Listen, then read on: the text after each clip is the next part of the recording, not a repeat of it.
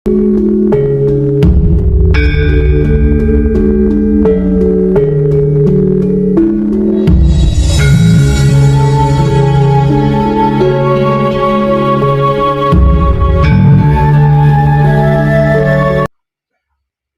paling pasti, saya menyimpulkan bahwa kedatangan panjenengan ke sini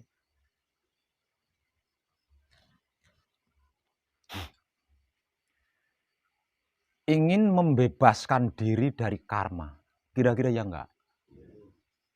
Ingin menyempurnakan seluruh karma keluarga besar panjenengan. Iya enggak?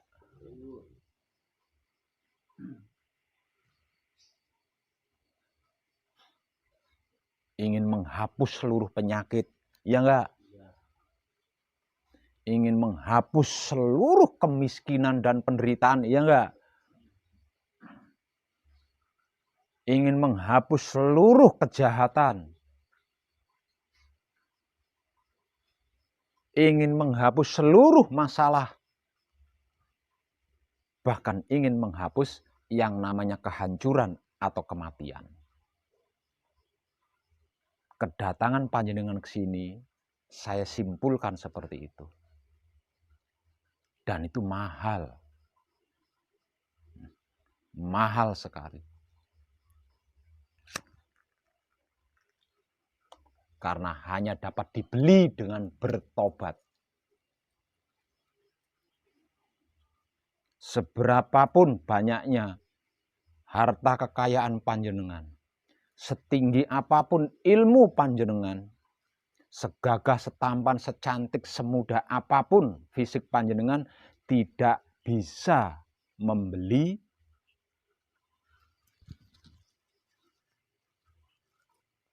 kesempurnaan abadi. Yang bisa dijadikan alat beli kesempurnaan abadi adalah pertobatan panjenengan, kapoknya panjenengan, capeknya panjenengan. Maka dengan itu, untuk yang di luar sana, kalau masih suka menderita, masih kuat menderita, masih suka penyakit, masih suka masalah, belum capek menghadapi semua itu, masih suka kejahatan, masih suka iri, sirik, dengki, benci, dendam, bully, fitnah, menghina, membuli, jangan temui wong edan bagu di sini. Karena tidak akan pernah bisa mengkaji dan mempraktekkan wahyu panca gaib.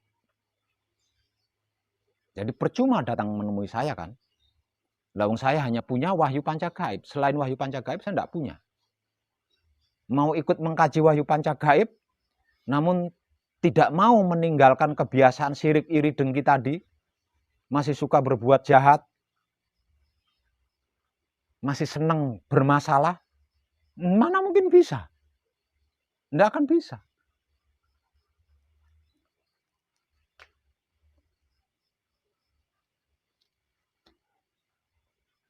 Dan sesungguhnya itulah yang dirindukan oleh seluruh makhluk hidup, bukan cuma manusia.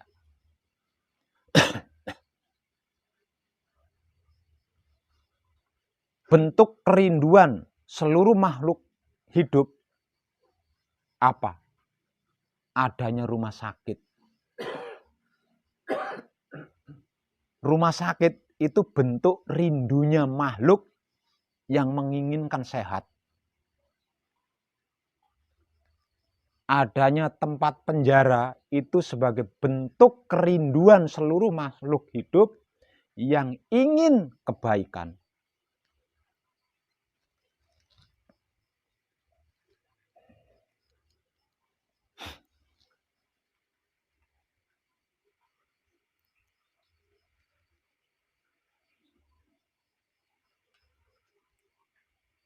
Bahkan kuburan, sesungguhnya itu bentuk kerinduan seluruh makhluk hidup yang menginginkan keabadian atau kelanggengan.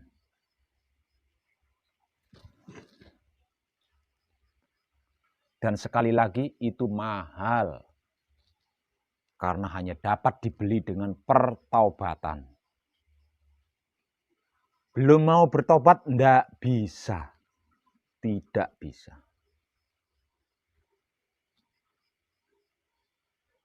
Jadi, kalau belum capek, belum lelah, belum letih, belum kapok, ya jangan temui wong edan baku di sini.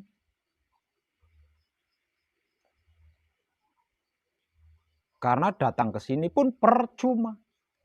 Tidak akan bisa ikut belajar bersama saya di sini.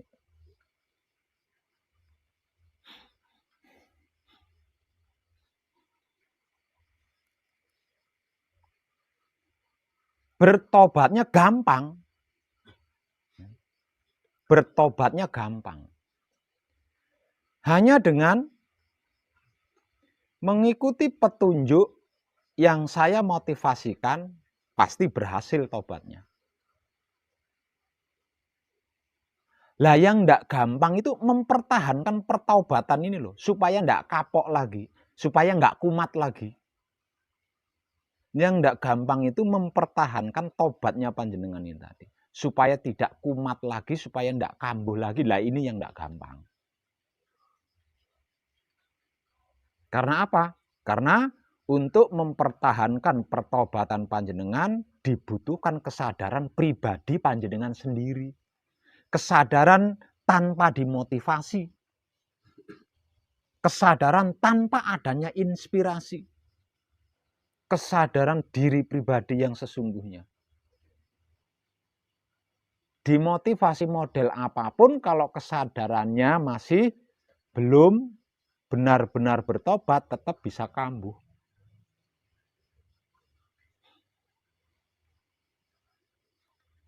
Maka ini tentang hidup.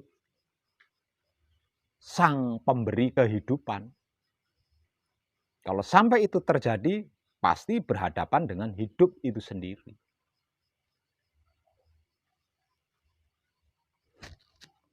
Kesempurnaan abadi.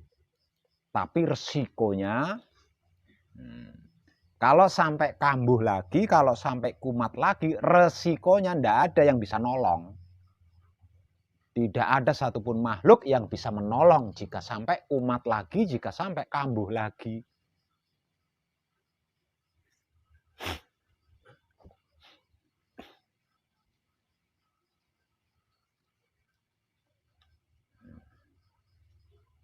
Coba jenengan renungkan kalau seluruh manusia hidup dalam pertobatannya masing-masing, dalam pertobatannya sendiri-sendiri. Bisa dipastikan rumah sakit tidak ada, penjara tidak ada, hukum tidak ada, aturan tidak ada. Lah masing-masing diri bisa membawa dirinya, bisa menempatkan dirinya, bisa menyesuaikan dirinya, bisa menjaga dirinya. Lalu untuk apa rumah sakit? Untuk apa penjara?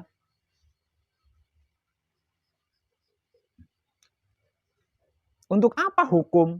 Untuk apa aturan? Lawang masing-masing diri bisa membawa diri.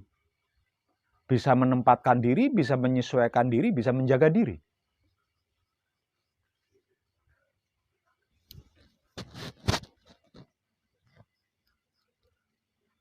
Lah, tentang itulah yang sedang kita kaji bersama, yang sedang kita praktekkan bersama.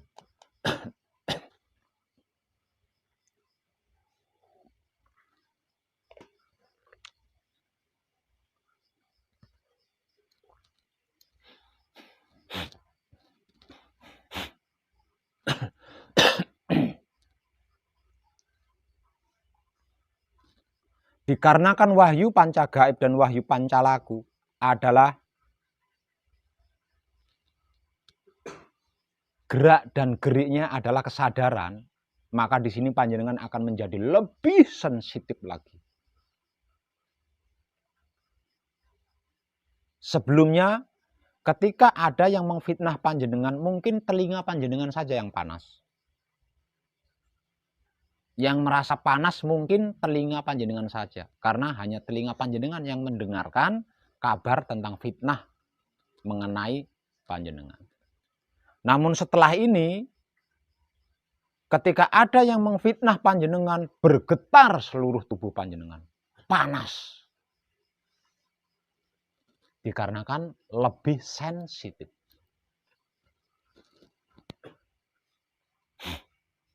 Itu risiko.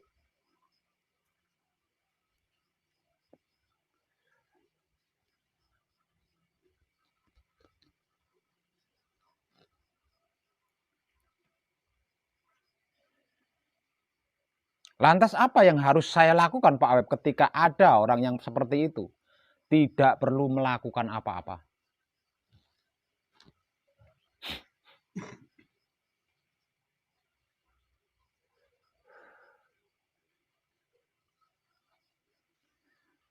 Cintai. Kalau ada orang yang membenci kita, cintai orang yang membenci kita itu. Kalau ada orang yang menghina kita, kasihi orang yang menghina kita itu.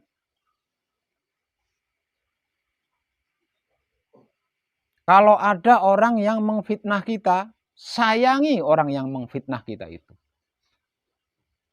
Dan lakukanlah kebaikan-kebaikan sebanyak mungkin kepada orang yang menjahati kita.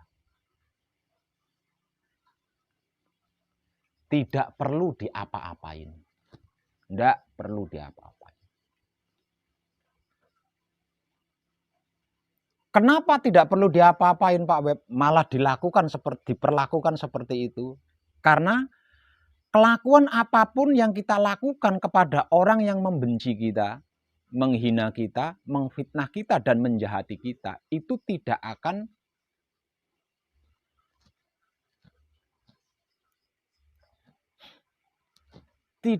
membunuh. Tidak akan membunuh orang yang membenci kita. Tidak akan membunuh orang yang menghina kita. Tidak akan membunuh orang yang mengfitnah kita. Tidak akan membunuh orang yang menjahati kita. Nah, kalau apa yang kita lakukan tidak membunuh dia, lalu untuk apa kita melakukan sesuatu? Biarkan saja. Nanti juga mati sendiri. Kira-kira gitu enggak?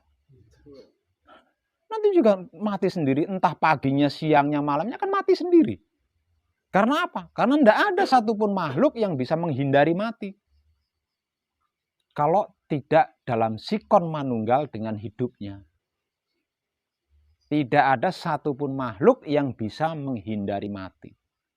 Tidak ada satupun makhluk yang bisa sembunyi dari kejaran malaikat pencabut maut. Tidak ada. Atau jatuh tempo seminggu lagi. Tidak ada. Tidak ada.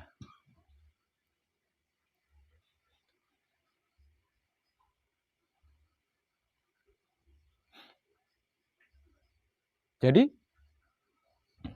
makhluk apapun, makhluk dari manapun, kalau tidak manunggal dengan hidupnya, pasti mati. Kalau manunggal dengan hidupnya, tidak mungkin membenci sesama makhluk itu tidak mungkin. Menghina sesama makhluk itu tidak mungkin. Mengfitnah sesama makhluk itu tidak mungkin. Menjahati sesama makhluk itu tidak mungkin. Kalau masih membenci, masih menghina, masih mengfitnah, masih menjahati makhluk lain, berarti dia tidak manunggal dengan hidupnya. Lah, makhluk apapun dan dari manapun jika tidak manunggal dengan hidupnya, setiap detik itu didampingi malaikat pencabut maut. Jadi untuk apa kita melakukan sesuatu? Lawang dia juga akan mati. Tanpa kita apa-apain, dia tetap akan mati. Tinggal nunggu waktu saja. Jadi tidak usah dibalas. Kalau harus membalas, balaslah dengan cinta dia yang membenci kita. Balaslah dengan kasih dia yang menghina kita. Balaslah dengan sayang dia yang mengfitnah kita. Serta balaslah dengan kebaikan dia yang menjahati kita.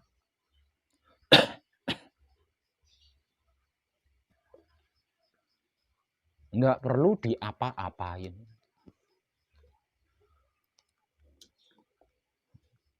Karena tanpa kita apa-apain sekalipun dia akan mati.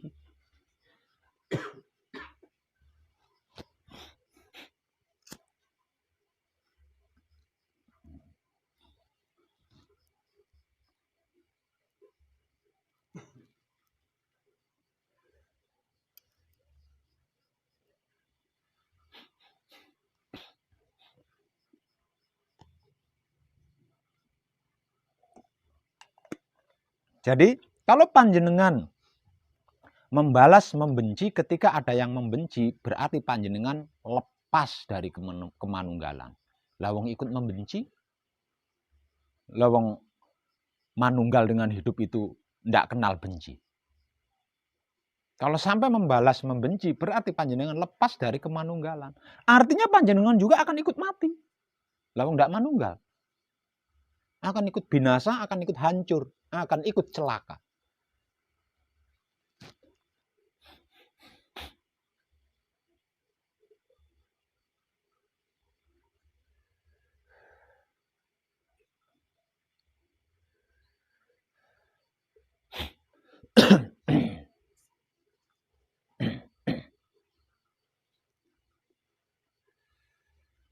Terlebih lagi, kehidupan dunia kita saat ini adalah kehidupan dunia kedaulatan Romo.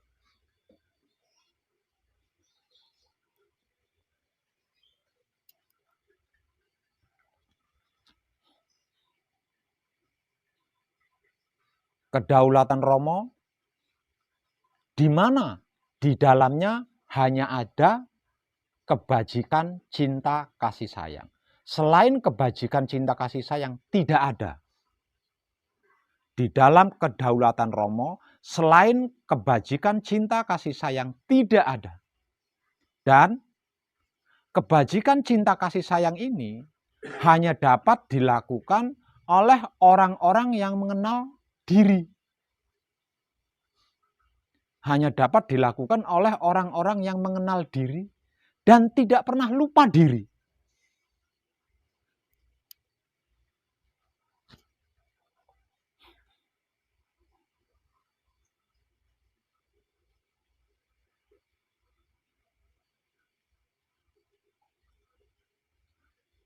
Dan di dalam kebajikan, cinta, kasih sayang hanya ada kesempurnaan abadi.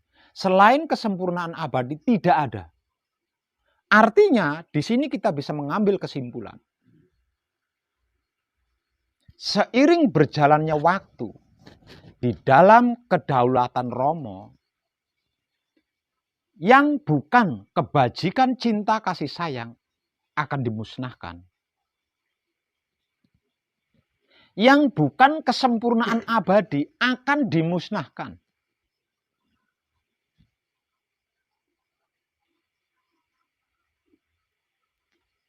Dikarenakan di dalam kedaulatan Romo hanya ada kesempurnaan abadi yang dilakukan oleh orang-orang yang berkelakuan kebajikan, cinta, kasih sayang. Selain itu akan dimusnahkan karena sudah terlalu lama menjadi sampah semesta alam. Jadi udah bau banget.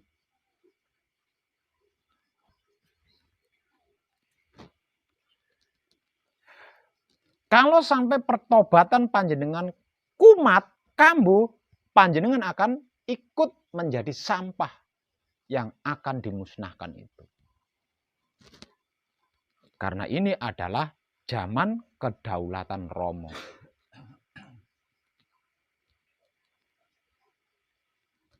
Yang sesungguhnya di era ini, di zaman ini,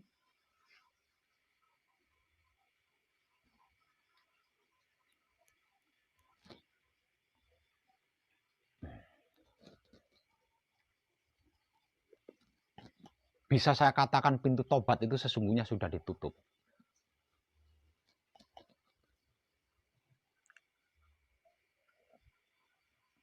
Pintu tobat itu sesungguhnya sudah ditutup. Karena ini sudah masuk di kedaulatan Romo, sudah masuk ke dalam kedaulatan Romo. Jadi sesungguhnya pintu tobat itu sudah tertutup di situ, sudah ditutup.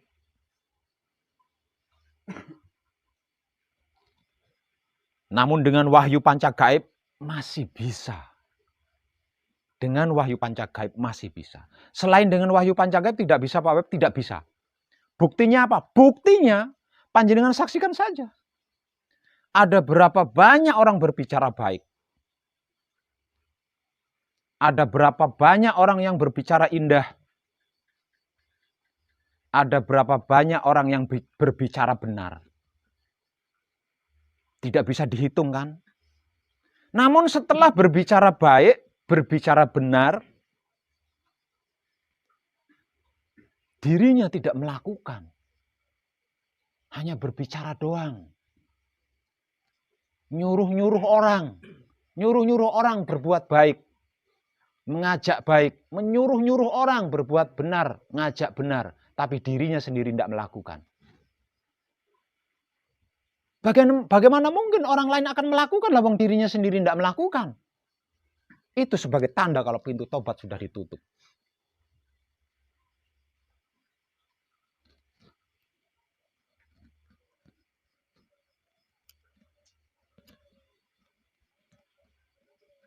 Kebajikan, cinta, kasih sayang tidak mengenal kejahatan.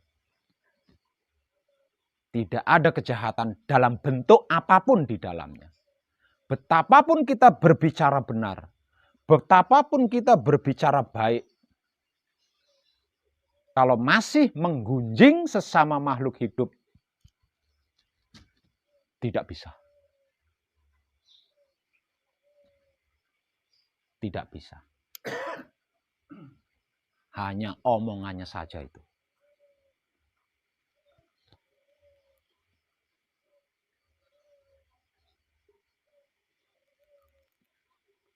Nanti panjenengan akan menyaksikan lebih jelas lagi.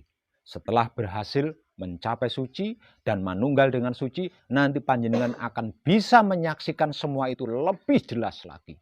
Siapa yang cuma omongannya doang,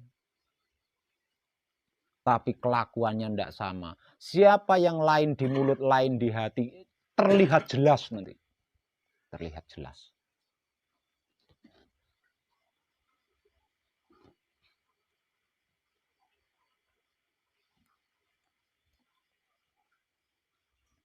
Lah, saudara-saudari kita yang bertobat dengan menggunakan wahyu panca gaib yang tak lain dan tak bukan adalah sedulur papat kalimo pancernya sendiri,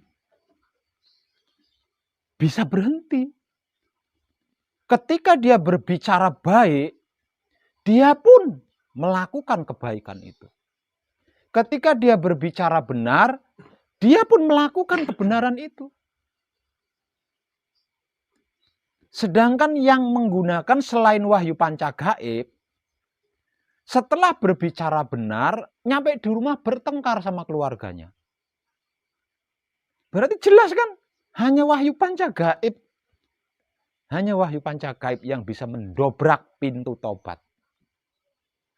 Di era kedaulatan Romo. Selain wahyu panca gaib, selain sedulur papat kalimo pancernya kita sendiri, tidak ada yang mampu mendobrak pintu tobat yang sudah ditutup di era kedaulatan Romo ini. Itu terbukti. Lawang saya menyaksikan sendiri. Seluruh para kadang saya yang sudah meninggalkan pesanggerahan ini, dia berbicara A, pasti kelakuannya A. Karena kalau tidak, dia akan diadili oleh hidupnya sendiri. Nah, karena dia berbicara A dan melakukan A, berarti kan taubatnya diterima. Karena taubatnya diterima, berarti kan wahyu panca gaib mampu mendobrak pintu taubat yang sudah ditutup kan? Ini fakta. Sedangkan selain wahyu panca gaib, berbicara benar, walaupun itu dibayar mahal ya, dibayar mahal untuk berbicara benar, setelahnya gunjing orang. setelahnya bertengkar di keluarganya. Artinya dia tidak melakukan apa yang dia ucapkan benar itu tadi. Bagaimana mungkin orang lain akan melakukan kebenaran yang dia katakan, lawang dia sendiri tidak melakukan kebenaran itu. Artinya apa yang dia gunakan tidak mampu mendobrak pintu tobat yang sudah ditutup.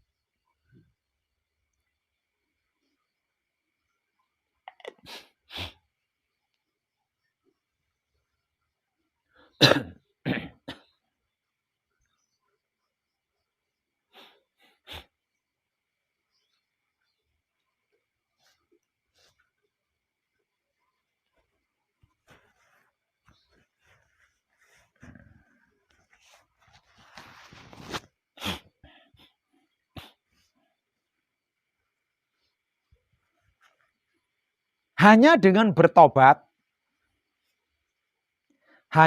bertobat, menggunakan wahyu panca gaib yang tak lain dan tak bukan adalah sedulur papat kalimo pancernya kita sendiri.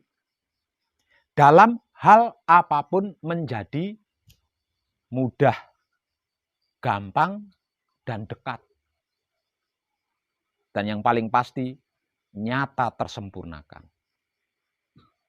Bagaimana tidak saya katakan gampang, mudah, dan dekat, serta nyata tersempurnakan? Ketika berspiritual, cukup diam di dalam samadhi. Ketika bermasyarakat, cukup menikmati rasanya kelakuan yang kita lakukan. Gampang kan? Sederhana kan? Tidak perlu mencucurkan keringat. Tidak perlu nguras tenaga, nguras otak. Enggak perlu menggunakan ijazah, titel, pangkat, enggak perlu. Cukup diam ketika sampai di tahapan samadhi di saat berspiritual. Cukup menikmati rasanya kelakuan yang kita lakukan di saat bermasyarakat.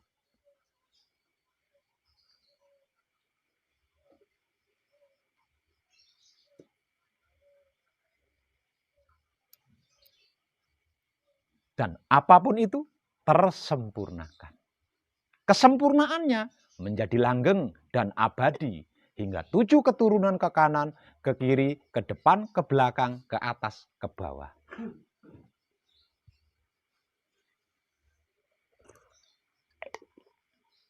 Apa enggak luar biasa tuh mujizatnya bertobat? Kalau panjenengan tidak mau bertobat, kepala jadi kaki, kaki jadi kepala. Hanya untuk sesuap nasi. Bahkan tidak jarang demi sesuap nasi menjual harga diri.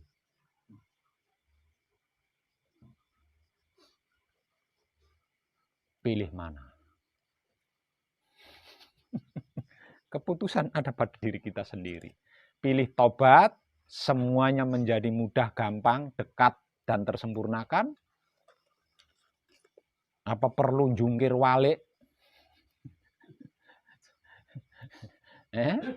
Asik sebagai hewan berwujud manusia? Memang kelakuan kaya hewan. Nah, hewan berwujud manusia. Kelakuannya kaya hewan. Masih mending hewan. Hewan tidak sedikit yang kelakuannya seperti manusia. Ini yang bikin aneh ini kan manusia kelakuannya seperti hewan. Ini kan aneh.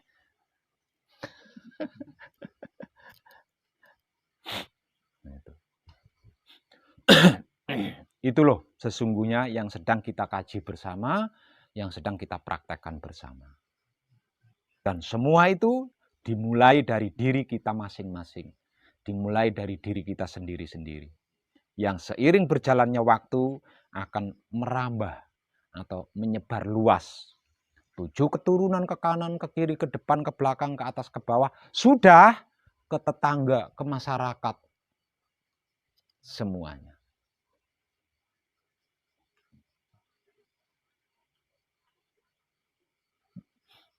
Karena memang untuk itulah manusia diciptakan di dunia ini. Bukan untuk selain itu. Makanya sekarang Romo berdaulat. Karena terlalu banyak makhluknya, yang ingkar janji dari apa yang sudah diperjanjikan sebelum dilahirkan ke dunia.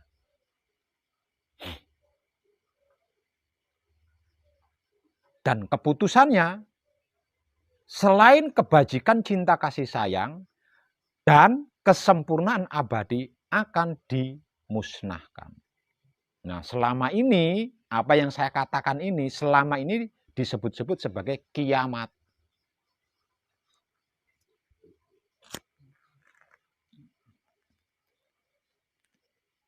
Dan saya mengatakannya bukan kiamat, tapi peralihan, peradaban. Bukan kiamat. Kalau kiamat, hancur total. Peralihan, peradaban, kehidupan makhluk di bumi. Dikarenakan yang diizinkan ada hanya kebajikan cinta kasih sayang dan kesempurnaan abadi, selain itu dihancurkan. Yang namanya dihancurkan pasti ada efeknya kan. Nah, efek inilah yang dimaksud sebagai kiamat atau kehancuran dunia.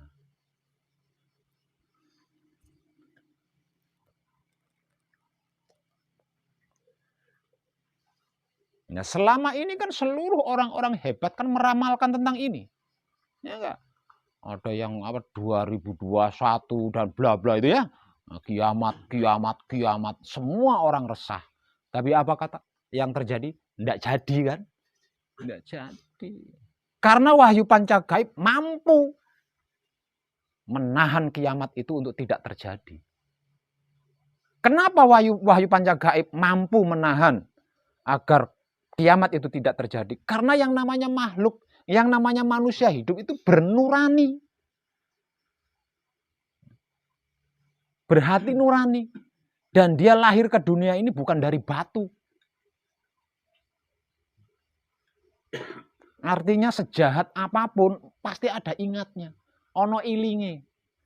Nah, yang eling, yang ingat inilah yang mampu menyelamatkan alam semesta dari kehancuran yang disebut-sebut sebagai kiamat.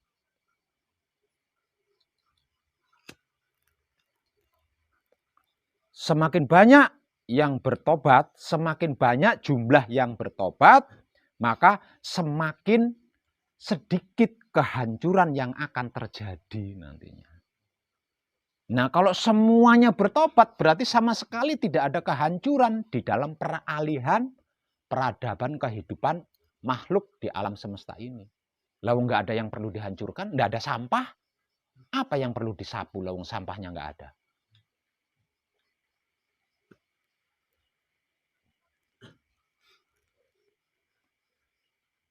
Makanya jangan takut. Melakukan kebajikan cinta kasih sayang, jangan takut, jangan ragu, jangan bimbang. Karena apa? Karena yang panjenengan lakukan adalah sedang menyelamatkan alam semesta seisinya dari kehancuran sapu jagat. Dan saya rasa itu pahlawan yang sesungguhnya kan.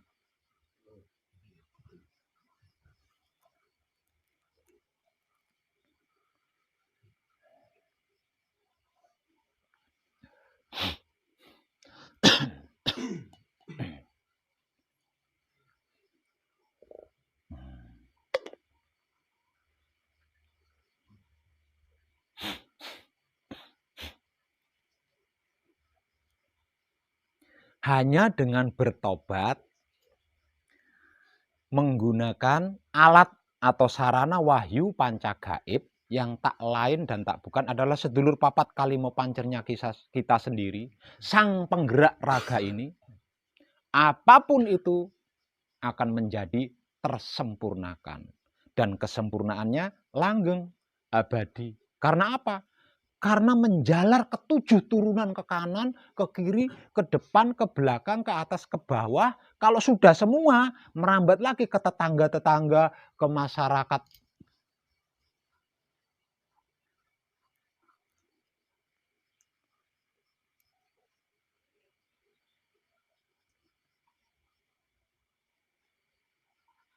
Cukup dengan diam. ketika sampai di tahap samadhi, di saat berspiritual, dan cukup menikmati rasanya kelakuan yang kita lakukan ketika bermasyarakat. Hanya dengan begitu. Tapi kalau belum mau bertobat, apalagi tidak mau bertobat, wis to. Kepalamu akan jadi kaki, kakimu akan menjadi kepala, ibaratnya hanya untuk sesuap nasi. Bahkan demi sesuap nasi bisa jual harga diri. Kalau belum capek di situ, belum lelah, belum letih di situ, silakan. Doa saya, semoga malaikat pencabut maut tidak segera melakukan.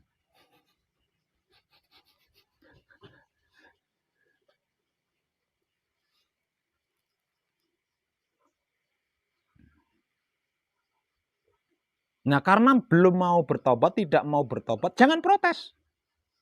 Jangan protes, jangan mengeluh. Apalagi sampai menyalahkan. Karena apa? Karena itu adalah karmanya sendiri. Jadi apapun yang dialami, kehidupan apapun yang dialami itu bukan salahnya kedua orang tuanya. Bukan salah gurunya. Bukan salah pemimpin negaranya, bukan. Karena perbuatannya sendiri. Jadi jangan mengeluh, jangan menyalahkan apapun. Kalau tidak mau bertobat.